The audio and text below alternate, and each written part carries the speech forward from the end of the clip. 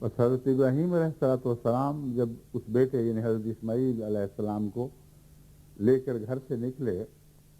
اور ایک بیابان میں چھوڑنے کے ارادے سے نکلے،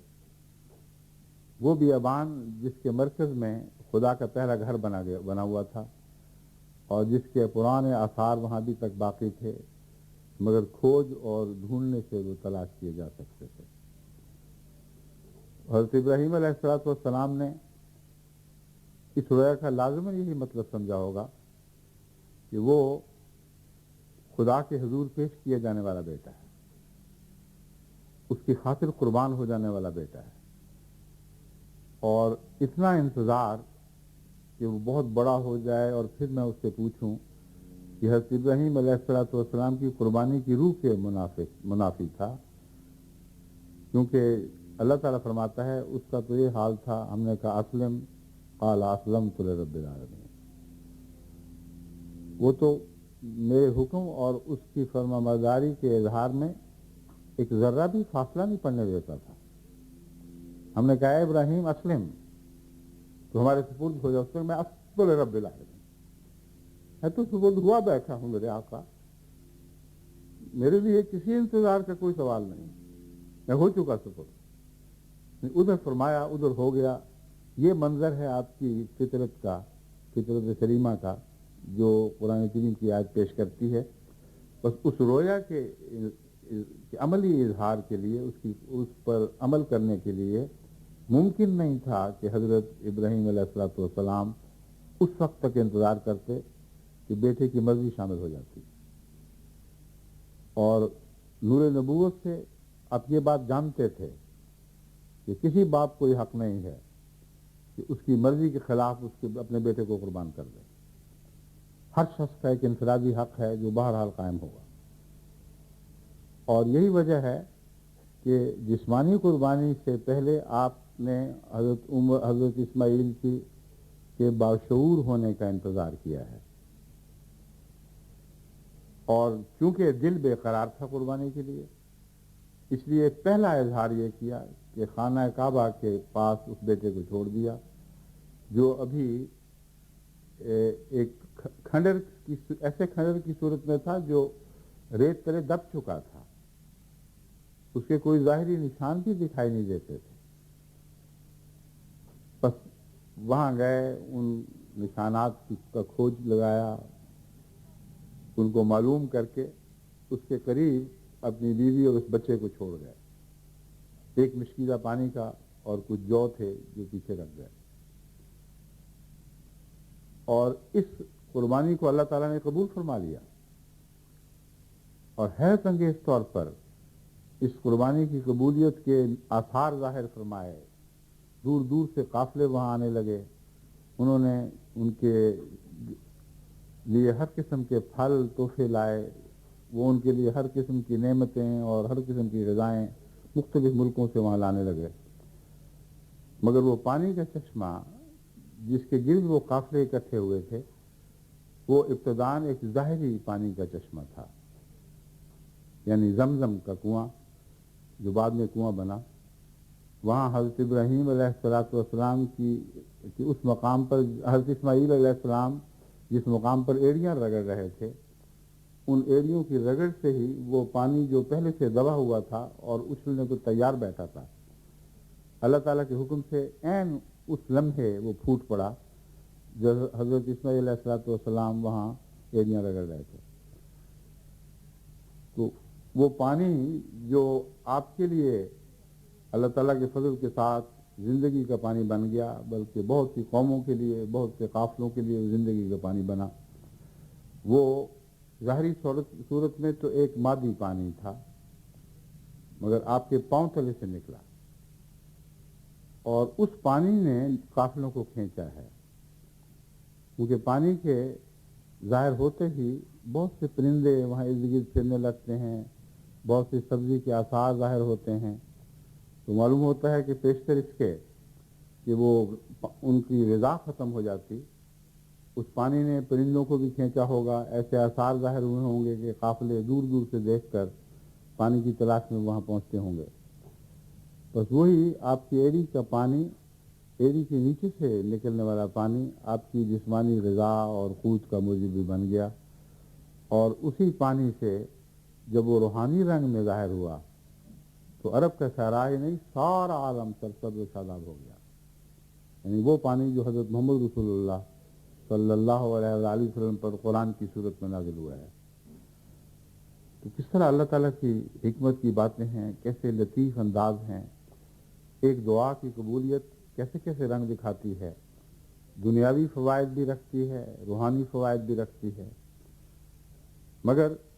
اس دعا کرنے والے کے رنگ ہیں، اس کی قربانی کی روح ہے جو دراصل دعا کا رنگ لاتی ہے، اور ہمیشہ اس دل کی روح اور جذبے کا قبولیت دعا سے ایک تعلق ہوا کرتا ہے۔ بس رب حبلی من الصالحین دیکھنے میں ایک عام سی دعا ہے، اے میرے رب مجھے صالح عطا فرما، لیکن صالح کا فرق ہوا کرتا ہے، صالح مانگنے والے اور صالح مانگنے والے کا فرق ہوا کرتا ہے۔ آپ نے کس شان کا صالح مانگا تھا، وہ شان ہے جو آنے والی بعد کی آنے والی آیت جو اس کے ماں بعد آ رہی ہیں اس شان کو ظاہر کر رہی ہیں۔ بس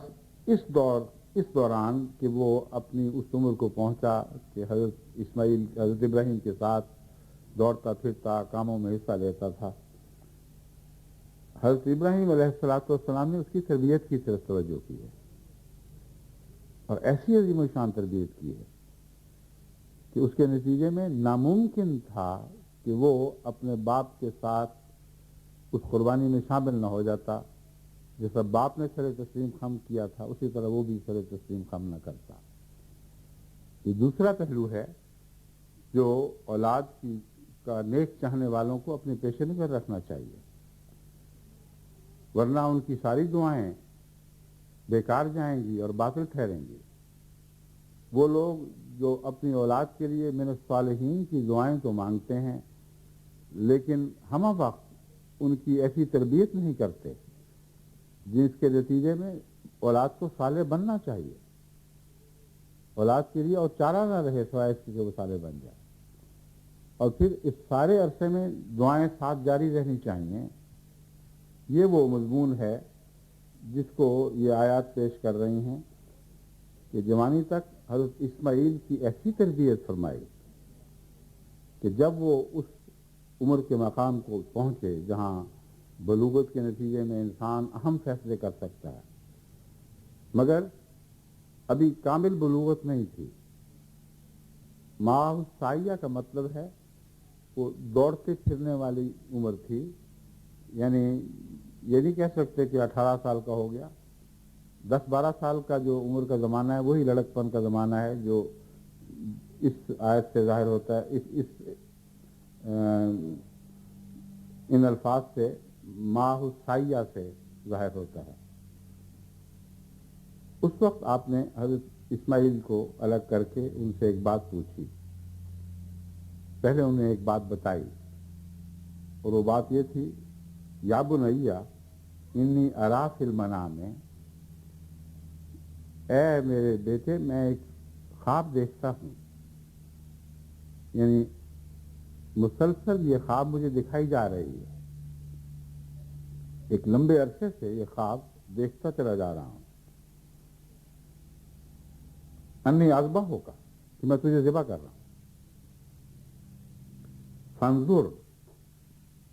ماذا ترى، بس غور تو کر، غور کر کے مجھے بتا اس بات پر کہ تیری کیا رائے ہے۔ یہ نہیں فرمایا بس میں تجھے ذبح کروں گا،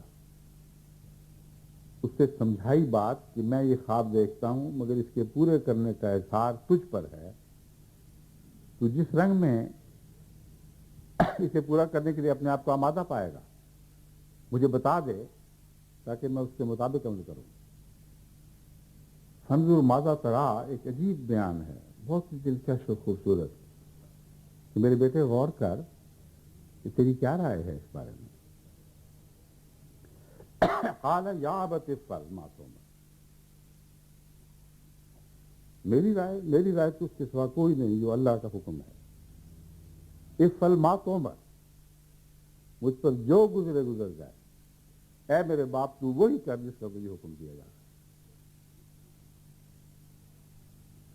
جہاں تک میرا تعلق ہے میری فکر نہ کر، تجدنی انشاءاللہ من الصابرین. تو یقیناً مجھے اللہ کے فضل کے ساتھ اگر وہ چاہے گا تو صبر کرنے والوں میں سے پائے گا. اب یہ جو قبولیت دعا کا عظیم الشان اظہار ہے، یہ تاریخ عالم میں اس سے پہلے کبھی کسی نے نہیں دیکھا. ایسا بیٹا جس کو قربان کرنے کا حکم دیا جا رہا ہے بارہا، اور عمل قربان کر بیٹھے ہیں. ایک بے آب و گیا وادی میں اس کو پھینک آئے ہیں. اس بیٹے کے عملاً جسمانی طور پر ذبح کرنے کے انتظار میں وہ وقت کاٹا ہے، لیکن اس کی مرضی کو شامل کیے بغیر یہ اس بات پر دل آمادہ نہیں ہوتا. اور بیٹے کی تربیت مسلسل ایسے رنگ میں کی گئی ہے کہ جب وہ قربانی کا وقت آتا ہے تو کہتا ہے اے میرے باپ تو کر گزر جو تجھے حکم دیا گیا ہے، تو تجدنی انشاءاللہ من الصابرین. اور مجھے تو ضرور اللہ کے فضل کے ساتھ جب اگر وہ چاہے گا تو صابرین ہی میں سے پائے گا. فلما اسلما وتلہ للجبین، بس وہ جب دونوں اپنے آپ کو خدا کے سپرد کر بیٹھے. پہلے تو اسلم کے منظر میں حضرت ابراہیم اکیلے ہی مخاطب تھے، اب وہ دو ہو گئے ہیں جو خدا کی رضامندی میں اپنے آپ کو، اپنی روح کو کلیتاً خدا کے قدموں پہ ڈال دیتے ہیں. فلما اسلما وتلہ للجبین، جب وہ دونوں رضامند ہو گئے اور آپ نے اسے پیشانی کے بل گرا دیا، یعنی زمین پر ڈال دیا پیشانی کے رخ، تاکہ وہ دیکھ نہ سکیں. اور آنکھوں میں آنکھیں ڈال کر دیکھتے ہوئے قربانی کرنا یہ حضرت ابراہیم جیسے نہایت نرم دل اواہ و منیب انسان کے لیے بہت ہی مشکل کام تھا. اور یہ قربانی وہ انسان کر رہا ہے جس کا دل بے انتہا نرم تھا. قرآن نے گواہی دی ہے کہ یہ ابراہیم کوئی سخت دل انسان نہیں تھا، اس کا تو بات بات پر دل پگھل جایا کرتا تھا. اس قوم کے لیے بھی اس کا دل پگھل گیا جو اس حضرت لوط کی قوم تھی جس کی طرف عذاب کے فرشتے آئے تھے. اور اللہ تعالیٰ نے جو محاورہ استعمال فرمایا ہے وہ عجیب ہے، ہم سے ان کے بارے میں جھگڑنے لگا. ابراہیم جو کامل تسلیم و رضا کا مرقع تھے، ایسے کہ دنیا کی آنکھ، آسمان کی آنکھ نے کبھی سے پہلے ایسا نہیں دیکھا تھا. جہاں کسی قوم کی ہلاکت کا وقت آتا ہے تو اللہ تعالیٰ پیار کے اظہار کے طور پر کہتا ہے وہی ابراہیم جو اواہ و منیب تھا، جو حلیم تھا، جو ہر وقت میرے سامنے جھکا رہتا تھا، ان لوگوں کے لیے مجھ سے جھگڑنے لگا اور دلیلیں دینے لگا کہ اے خدا کیوں اس کو، ان کو بچا لے، کیوں ان سے درگزر فرما. یہ جو ابراہیم ہے یہ ہے کامل ابراہیم کا نقشہ جو حیرت انگیز.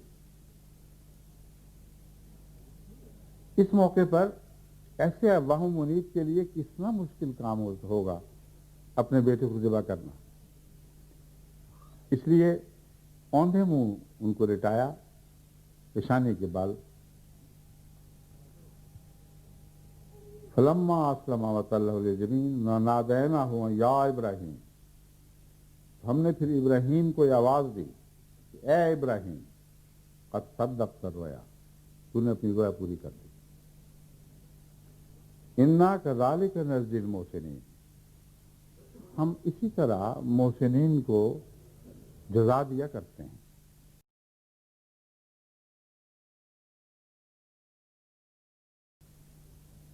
یہ ایک ایسا مضمون ہے جو حیرت انگیز لطافت بھی رکھتا ہے اور عظمت بھی رکھتا ہے. لوگ سمجھتے ہیں کہ احسان کی جزا صرف نعمتیں اور مختلف قسم کے فضلوں کا نازل ہونا ہے. جو اعلیٰ درجے کے محسن ہیں ان کی جزا بھی قربانیاں ہی ہوا کرتی ہے. جتنا بڑا محسن ہوگا اتنی ہی بڑی اس کی جزا ہوگی، اور سب سے بڑی جزا قربانی کی توفیق عطا فرمانا ہے. چنانچہ حضرت ابراہیم علیہ السلام یہی دعا آپ نے یہ مانگا کرتے تھے، ربنا ارنا مناسکنا،